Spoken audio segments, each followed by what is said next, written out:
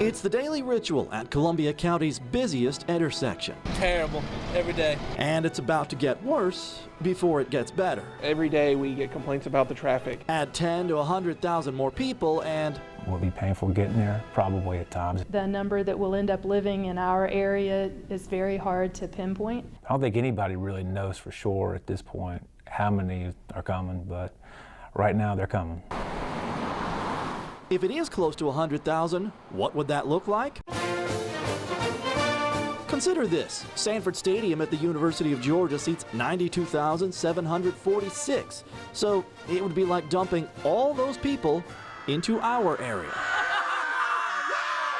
It's looking into a crystal ball, and it's difficult at times, especially when we've got so much pressure and the existing growth that's going on right under our eyes. Steve Castle is the traffic engineer for Columbia County. It's his job to make sure your 5-minute wait at the intersection of Bobby Jones and Washington Road doesn't become a 15-minute wait in 2020.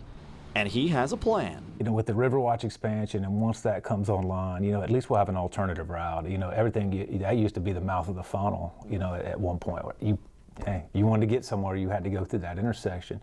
So, you know, improving and getting us a nice, you know, high capacity roadway that pretty much goes from Evans all the way down to downtown Augusta, for lack of a better term, to kind of provide some relief to that. The hope is that, you know, with Fury's Ferry Road widening, the Riverwatch Parkway widening, some of the Lewiston Road widening is to get these people to use alternate routes and provide some relief the old-fashioned way. And you may soon need a new route to get your kids to school. Even though you're expecting growth, you don't know how big it's going to be. Over at the Board of Education, Superintendent Dr. Sandra Caraway is about to present a plan to board members to deal with the hundreds, maybe thousands of new students headed to the county. If we continue to grow at this rate, again, we will be able to manage that growth fairly well, causing a little bit of discomfort though, because we will have to rezone some of our schools that are less populated.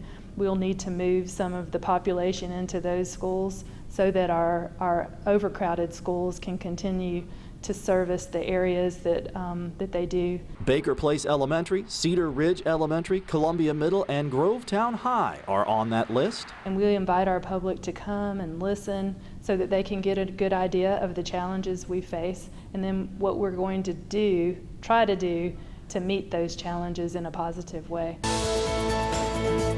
And that seems to be the theme. It may get worse before it gets better, but it will get better. The good news is that wherever your children attend in Columbia County, our schools are great. I think the city is planning for the growth. It's just a slow process. You know, it's going to need a lot of orange barrels in the near future, and it's going to be a lot of pain to get there. But I think as the citizens start to see these things improving and see that we're addressing them, I think that they'll see that we're being very smart with their money.